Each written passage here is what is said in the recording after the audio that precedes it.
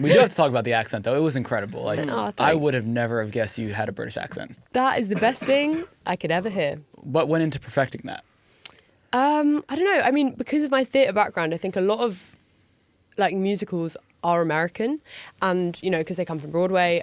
So like, I've kind of done American accents since I was little in like Annie and you know shows like that.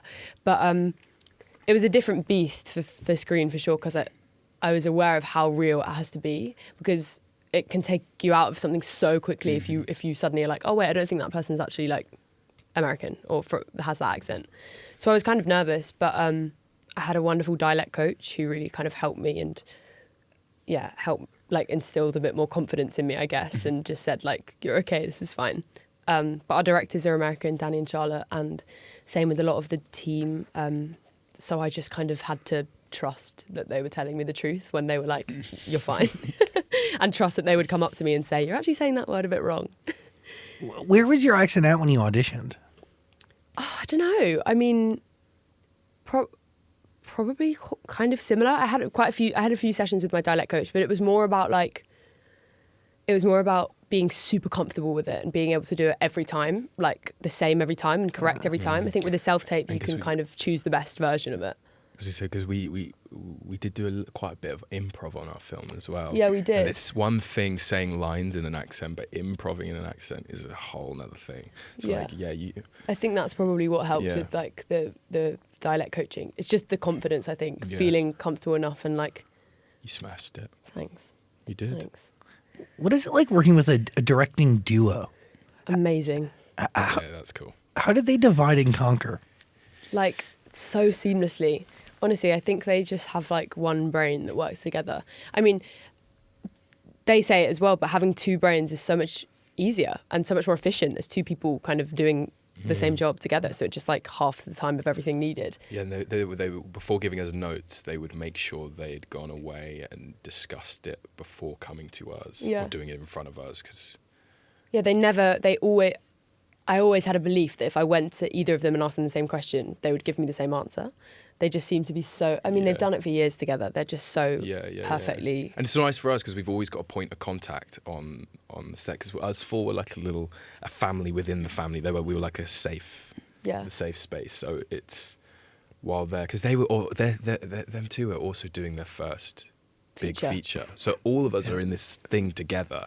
Doing this mad thing. All feeling like we've like won a prize or that we shouldn't be there. So it was like while one is sorting out the technical stuff, and talking to the camera and all that crew, the crew and stuff, we've got one to come and give us performance notes or chat through characters and stuff. It was just amazing. Honestly, it was so helpful having two. But it is interesting. Like you talk about like being like the four of you. It's your first time, and it is true. But like ultimately, the right investment, the four right people, and also you have done so many things. You're on an Apple TV series. Like you are not green by any stretch of the imagination. Like you've been working, all of you, towards this, and those two are some of the most visionary and like I mean, they are incredible music video directors. Oh my God, amazing! And also the playlist, the soundtrack of this movie, it very much follows like.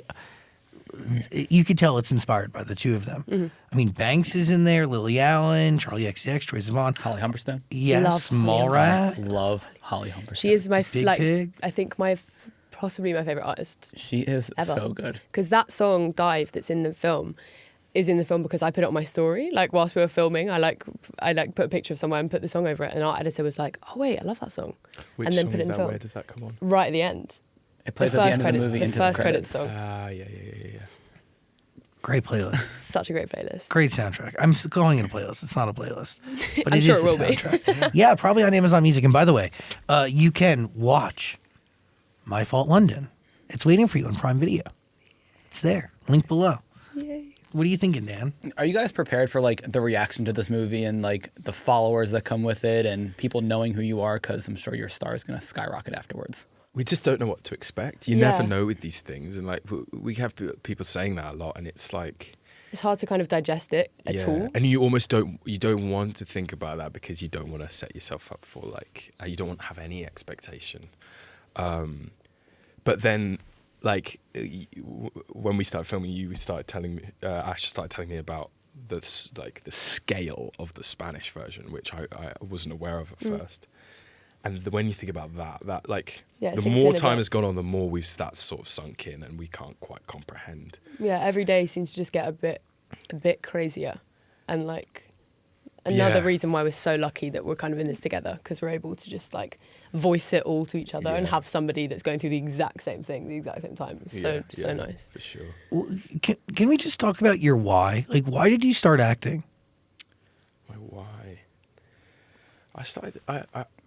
I did it. In, so we call it GCSE, and it's like exams. I don't know what age we are, like 15, 16. So we're in year 9 of school. You have to then pick your subjects that you're going to study for your GCSEs, for your exams. And we did like drama, but maybe once a week for about an hour.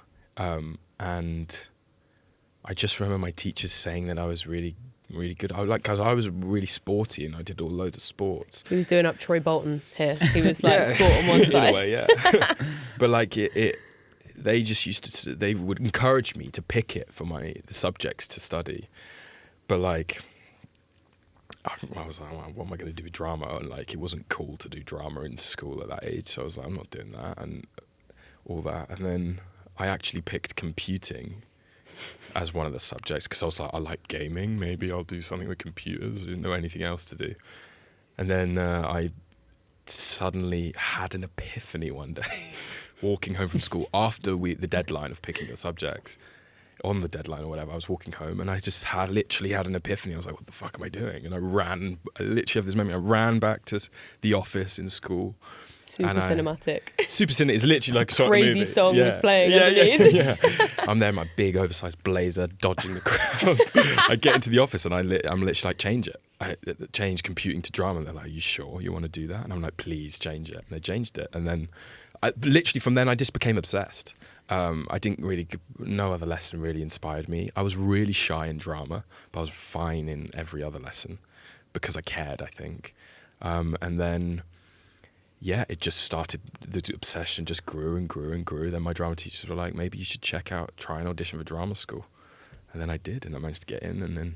Rest is history. It's just kind of happened from then on, but yeah. So I don't really know what the why is. I just know that something happened where I was like, oh God, I think I really like doing this, but I don't really know why or what But like something made me decide to run back and change it. Your gut, you knew. Yeah, that was a gut instinct, and that has. But a lot of people don't listen to their gut. I know, so lucky that you and imagine I you was didn't. fighting so You'd many be like computing somewhere. yeah, I would.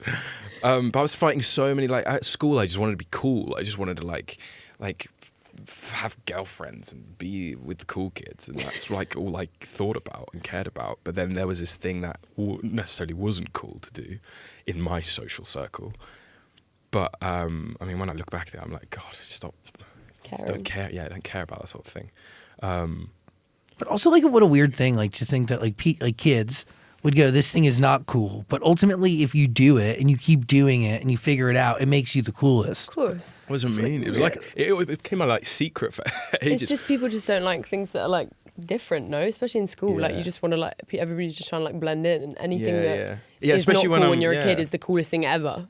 When you're an adult, I think. Especially when you're like I said, I was sporty, so I'm doing football, I'm doing all the like the laddie things, and then suddenly I'm like, God, I really want to get on stage and prance about.